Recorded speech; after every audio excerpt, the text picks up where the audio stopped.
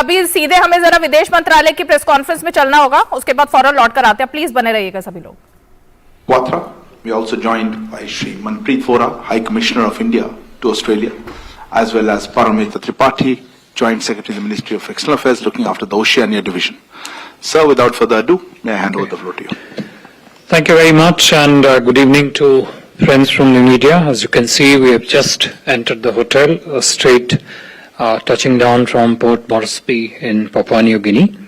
Prime Minister arrived just a while ago on the third leg of his three-nation tour. It has been absolutely packed visit so far, with both bilateral and multilateral engagements, about which we have spoken over the last couple of days.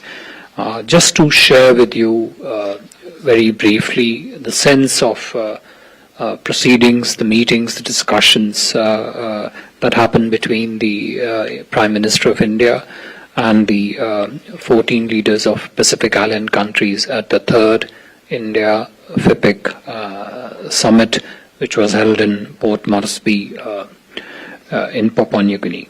Prime Minister arrived in Port Moresby late on Sunday night.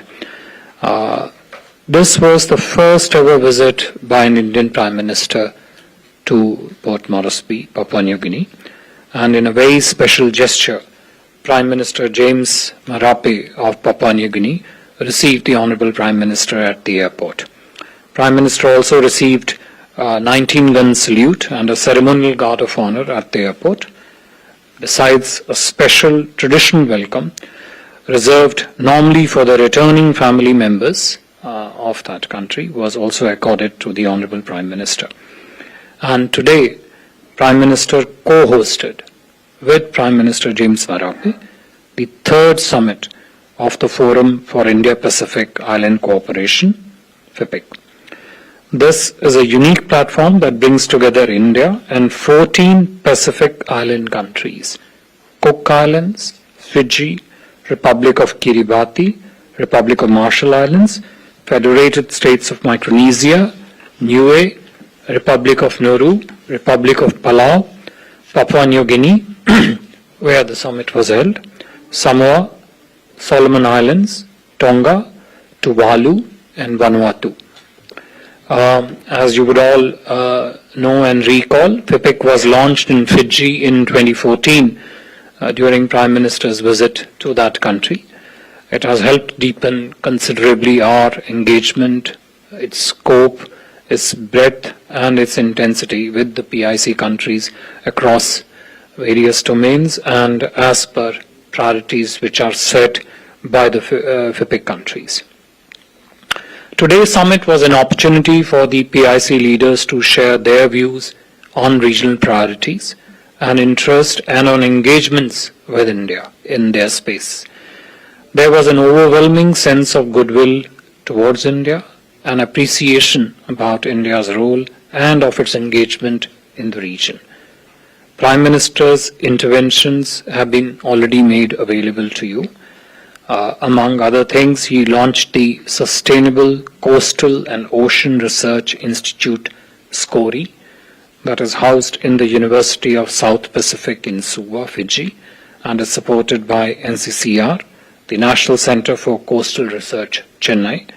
SCORI is designed to be a nodal centre of excellence in coastal and ocean research and development, focusing on building capacity in some of the most pressing concerns and priorities of the Pacific region for the benefit of the people of the Pacific Island countries, such as the impact of climate change, about which pretty much every Pacific leader spoke in today's summit, on the marine ecosystem, marine pollution, coastal vulnerability to sea level rise, again something which was very prominently underlined by each of the PIC leaders, sea erosions, cyclones, and tsunamis. He also launched DWEPIC, or Data Warehouse for Empowering Pacific Island Countries, which has been developed by Indian Space Research Organization. DWEPIC portal hosts geospatial datasets and services, including satellite data, terrain data, climate and ocean thematic services, disaster services, and value-added services for access and utilization by the Pacific Island countries. This is part of the Space Technology Application Center that was announced by the Honorable Prime Minister in 2015. Today, Prime Minister also announced a 12-step action plan to strengthen India-PIC partnership. I will just enumerate key parts of that 12-step action plan. First, he announced a 100-bed regional super speciality hospital in Fiji, setting up of regional IT and cybersecurity training hub in Papua New Guinea, Sagar Amrit scholarships, 1,000 scholarships spread over the next 5 years, again across the range of areas that are priority for the Pacific Island countries. Jaipur Foot Camp to be organized in Papua New Guinea in 2023, and thereafter 2 camps annually in various countries of the Pacific. FEPIC SME Development Project was another key action point announced today. Solarization project for government buildings across the Pacific Island countries. Desalination units for drinking water. Supply of sea ambulances to the countries of the Pacific Island. Setting up of dialysis units. Setting up of 24/7 emergency helpline. Setting up of Jan Aushadhi Kendras, again to make cost-effective and efficient pharmaceuticals available to the Pacific Island countries, and setting up of yoga centers. On the bilateral side, Prime Minister held meetings with the PNG Governor General, Sir Bob Dade, as well as with Prime Minister James Marape. They discussed ways and means to further strengthen their partnership across various sectors, including particularly trade and investment, on matters relating to cooperation in the field of health, capacity building and skill development, as also information technology. Documents on visa exemption for diplomatic and official passport holders, as well as on holding Foreign Office consultations, were also signed during the visit. During today's meetings in Papua New Guinea, Prime Minister was also bestowed with the honor of the highest civilian award of Papua New Guinea, the Grand Companion of the Order of Loguhu. This was conferred upon the Prime Minister by the Governor General in a special ceremony. Prime Minister and Prime Minister of Papua New Guinea, James Marape, also launched a translation of the Tamil classic Tirukkural in the local Tokpising language. The book is co-authored by linguist Mrs. Subha Sasindran and Mr. Sasindran Muttuvel, Governor of West New Britain, province of Papua New Guinea. Prime Minister also had a bilateral meeting with His Excellency Mr. Sitamani Rabuka, Prime Minister of Fiji. Discussion covered key sectors of cooperation, including capacity building, healthcare, climate action, renewable energy, agriculture, education, and information technology. On behalf of the Fijian President, His Excellency Mr. Ratu William Maivalili Kottinever, Prime Minister Rabuka bestowed Prime Minister Modi with the highest honor of the Republic of Fiji, the Companion of the Order of Fiji.